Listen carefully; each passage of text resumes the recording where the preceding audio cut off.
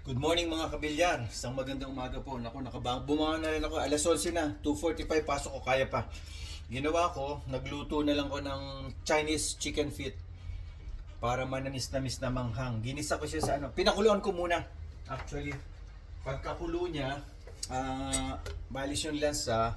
Inalis ko yung koko, binabad ko sa malamig na tubig, hinango ko, pat dry.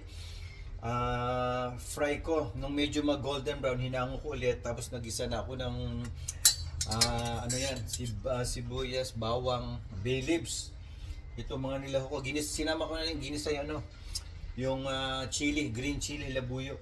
Ang mga nilaho ko, tansya meter lang toyo. Hindi ko nasasabihin yung ano brand tansya lang yan. Dark soy sauce. Siyempre pag may dark soy sauce, lalagyan natin ng light soy sauce.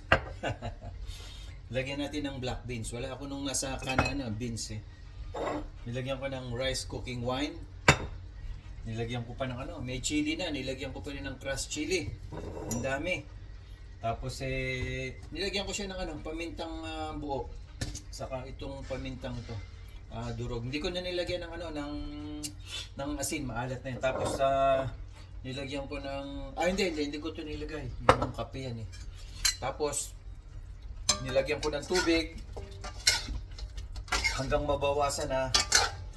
Ayan, bawas na siya Tingnan natin. Sandali. Naku, yun ang gusto ko yun. Nakita mo yung Sandali pakita ko sa'yo. Nakita mo yung tulo na yun. Yun ang ron, makakamatay. Ihanda na ang kaning lamig. Mga kabilyan, okay, see you. Bye.